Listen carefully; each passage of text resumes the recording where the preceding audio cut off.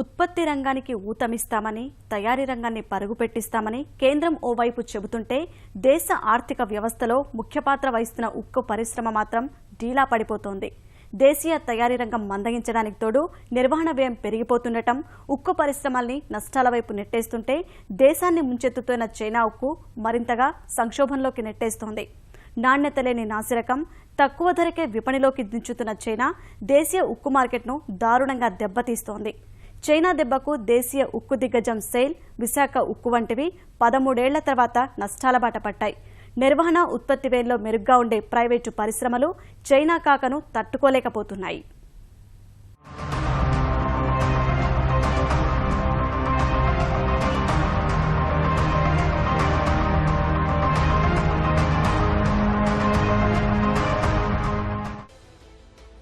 ప్రపంచ ఉక్కు ఉత్పత్తిలో 3వ స్థానంలో ఉన్న అంతర్జాతీయ పోటీని తట్టుకోవడంలో తడబడుతోంది భారత్. కారణం, ప్రపంచ ఉక్కు మార్కెట్ను ఒడిసిపట్టిన చైనా ఇప్పుడు భారత్ విపణిని శాసిస్తోంది. ప్రపంచ ఉక్కు ఉత్పత్తిలో సగానికి పైగా చైనాలో ఉత్పత్తి అవుతోంది. సొంత గనుల్ని భవిష్యత్ కోసం అట్టిపెట్టుకుని ప్రపంచంలో ఉన్న ముడి ఇనుప ఖనిజమంతా తన వాకిట్లోకి దించుకుంటున్న చైనా ఉక్కుగా మార్చి అన్ని దేశాలకు పంపుతోంది. అందుకే ప్రపంచంలోనే ఎక్కువగా ఉక్కును ఎగుమతి చేసే దేశం, ముడి ఇనుముని దిగుమతి చేసుకునే దేశం కూడా చైనానే. పెట్టుబడి మార్కెటింగ్ ద్వారా దేశంలో తయారీ రంగాన్ని భారీగా ప్రోత్సహించిన చైనా వాటి విక్రయాలను మాత్రం ప్రపంచవ్యాప్తంగా చేసుకుంటోంది. పైగా చైనాకు అతిపెద్ద మార్కెటింగ్ అడ్డా భారతే. తమ దేశంలో ఎక్కువగా ఉత్పత్తి అవుతున్న గిరాకీ తక్కువ ఉన్న ఉక్కును ఇక్కడికే పంపించివేస్తోంది. ముంచెత్తుతున్న ఆ చైనా ఉక్కు మన దేశీయ పరిశ్రమల్ని ముంచుతోంది. చైనా ఉక్కుతోటి ప్రపంచవ్యాప్తంగా విపణి గణాంకాలే మారిపోతున్నాయి. అంతర్జాతీయంగా ఉత్పత్తయ్యే ఉక్కులో దాదాపు సగానికి పైగా చైనాలో తయారవుతోంది. డ్రాగన్లకు దేశీయంగా 760 మిలియన్ టన్నుల గిరాకీ ఉంటే 820 మిలియన్ టన్నుల పైగానే ఉక్కు ఉత్పత్తి అవుతోంది. అదీగాక ఇతర దేశాల నుంచి దిగుమతులు ఉంటాయి. ఇప్పుడు తన దగ్గరున్న ఉక్కును తక్కువ ధరకే అంతర్జాతీయ విపణిలోకి వదులుతోంది చైనా. ప్రస్తుతం చైనా బయట ఉపయోగించే ఉక్కులో 14% డ్రాగన్లదే. ఈ విషయంలో వెల్లువలా తక్కువ ధరకే వచ్చిపడుతున్న చైనా ఉక్కుతో మన దేశీయ గణాంకాలే గల్లంతవుతున్నాయి. 2003-2004లో మన దేశానికి ఉక్కు దిగుమతులు కేవలం 1.5 మిలియన్ టన్నులు మాత్రమే. అదే సమయంలో ఎగుమతులు 4.5 మిలియన్ టన్నులు. 10 ఏళ్లు గడిచేసరికి పరిస్థితి మొత్తం మారిపోయింది. 2014-2015లో మన ఉక్కు దిగుమతులు 9.3 మిలియన్ టన్నులు, ఎగుమతులు 5.5 మిలియన్ టన్నులు మాత్రమే. గతేడాది 10 మిలియన్ టన్నులకు పైగానే దిగుమతులు జరిగాయి. దేశంలో గత 2-3 ఏళ్లుగా చైనా నుంచి వస్తున్న ఉక్కుతో దేశీయ పరిశ్రమలు తీవ్ర ఇబ్బందులు ఎదుర్కొంటున్నాయి. మన దేశంలో 110 మిలియన్ టన్నులు ఉక్కు ఉత్పత్తి అవుతుండగా 85 మిలియన్ టన్నుల వరకు వినియోగం ఉంటోంది. మొత్తం వినియోగంలో 15% దిగుమతి చేసుకుంటోంది. ఆ దిగుమతిలో కూడా 3వ వంతు చైనా నుంచే వస్తోంది. కిందటేడాది 10 మిలియన్ టన్నులు దిగుమతి ఉంటే అందులో 3.6 మిలియన్ టన్నులు చైనా నుంచి వస్తోంది. అసలు చైనా నుంచి ఇంత భారీగా ఉక్కు ఎందుకొస్తోంది? వ్యాపార దృక్కోణమేనా, ఇంకేదైనా ఉందా అని గమనిస్తే చాలా కారణాలున్నాయి. 2008లో ఆర్థిక మాంద్యం వల్ల అన్ని ఆర్థిక వ్యవస్థలు మందగించాయి. ఆ సమయంలో చైనా తన తయారీ రంగానికి ఊతమివ్వడం, ఉపాధి అవకాశాల కల్పన కోసం భారీగా దిగుమతులు మొదలుపెట్టింది. మౌలిక సదుపాయాల రంగాన్ని పరుగులు పెట్టించింది. ఆస్తుల కల్పన కోసం నగదునంతా ఈ రంగాల్లోకే మళ్లించింది. పెద్ద ఎత్తున మౌలిక సదుపాయాలు, స్థిరాస్తి ప్రాజెక్టులు మొదలయ్యాయి. తాత్కాలికంగా ఆర్థిక వ్యవస్థను కాపాడడం కోసం తీసుకున్న ఆ నిర్ణయమే ఇప్పుడు వాళ్లకు సమస్యగా మారింది. అక్కడ మౌలిక, స్థిరాస్తి రంగాలు సంతృప్తికర స్థాయికి చేరుకుని ఉక్కు వినియోగంలో వృద్ధి మందగించింది. ఎగుమతులు చేయక తప్పనిసరి పరిస్థితి వచ్చింది. బీజింగ్ ఒలింపిక్స్ సమయంలో భారీగా దిగుమతి చేసుకున్న ముడి ఇనుమును కూడా ఇప్పుడు వినియోగించుకోవాల్సిన పరిస్థితి. అందుకే తమ వద్ద పేరుకుపోతున్న ఉక్కు నిల్వల్ని బయటి దేశాలకు పంపడం మొదలుపెట్టింది. మార్కెట్లో నిలదొక్కుకోవడం కోసం తక్కువ ధరకే ఉక్కును అందిస్తోంది. చైనా దేశీయ ఉక్కు గిరాకీ కూడా భారీగా పడిపోయింది.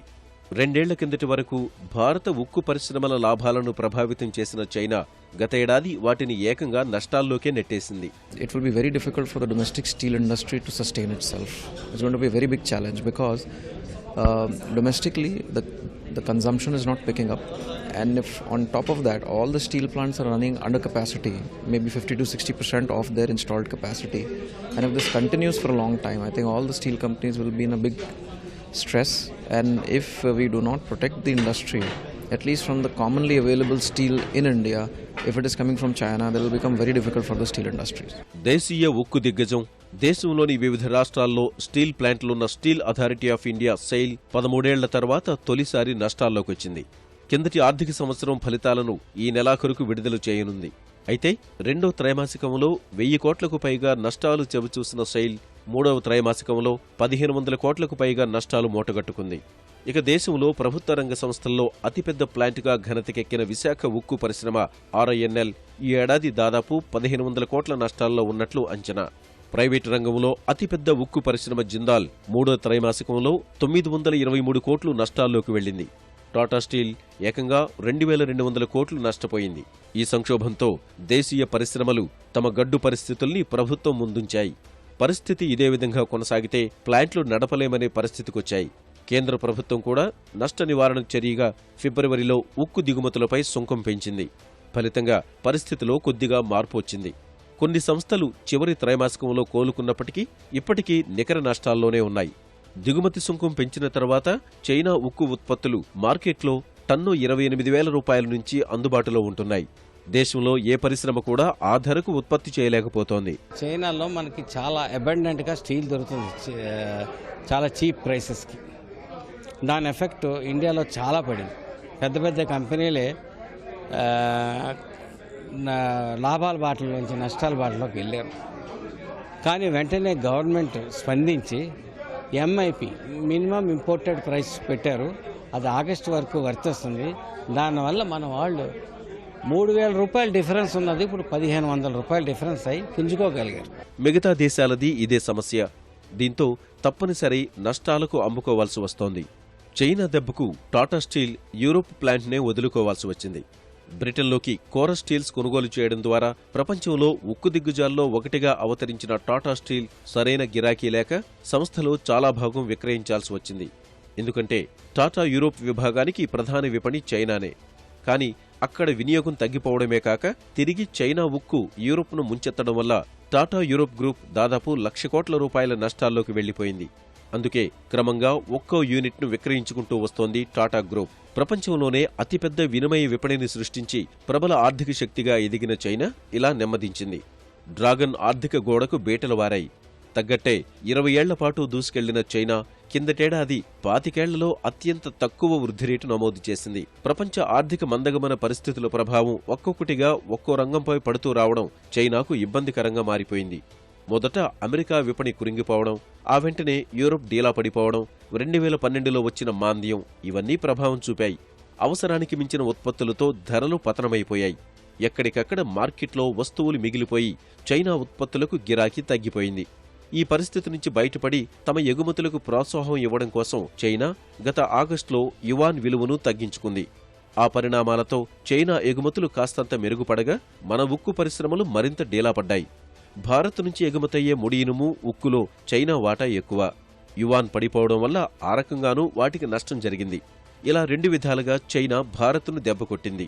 భారతదేశం అన్ని స్టీల్ ప్లాంట్లు కూడా ఈరోజు స్టీల్ సంక్షోభం ఎందుకు ఎదుర్కొంటున్నారంటే చైనాలోని వచ్చిన చైనా కానీ, సౌత్ కొరియా కానీ, జపాన్ వాళ్ళు కానీ వారు ఉత్పత్తికే 24,000, 25,000 పడుతుంది.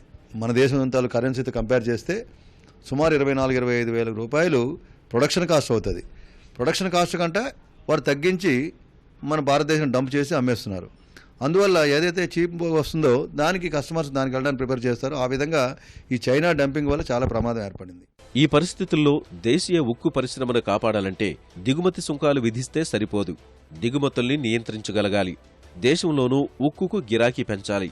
చైనాతో పోలిస్తే మన తలసరి ఉక్కు వినియోగం ఎన్నో రెట్లు తక్కువ. అది క్రమేణా పెంచగలిగితేనే దేశీయ ఉక్కు పరిశ్రమలు నిలబడగలుగుతాయి. మరోవైపు చూస్తే 2 ఏళ్ల నుంచి మౌలిక సదుపాయాల గురించి భారీగా ప్రకటనలు వస్తున్నా అవి పట్టాలకెక్కడం లేదు. నిర్మాణ, వాహన, రైల్వే ప్రాజెక్టుల వంటి వాటికి కేటాయింపులు పెంచారు. కానీ అవేవీ పనుల దశకు రాలేదు. కిందటేడాది చాలా పరిశ్రమలకు సకాలంలో గనులు కేటాయించకపోవడం ఇబ్బందైంది.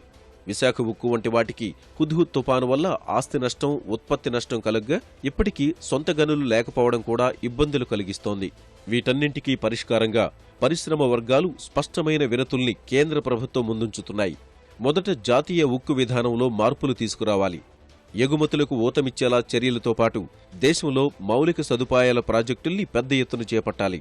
2025 నాటికి 300 మిలియన్ టన్నులు ఉత్పత్తి సాధించాలని కేంద్రం లక్ష్యంగా పెట్టుకుంది. ప్రస్తుతం ఉత్పత్తి అవుతున్న 110 మిలియన్ టన్నుల్నే సరిగ్గా వాడుకోలేని పరిస్థితుల్లో మూడింతల ఉత్పత్తిని ఏం చేస్తారు? అందుకే ఉత్పత్తులు పెంచడం కంటే వినియోగం పెంచడంపై దృష్టి సారించాల్సి ఉందనేది పరిశ్రమ వర్గాల సూచన.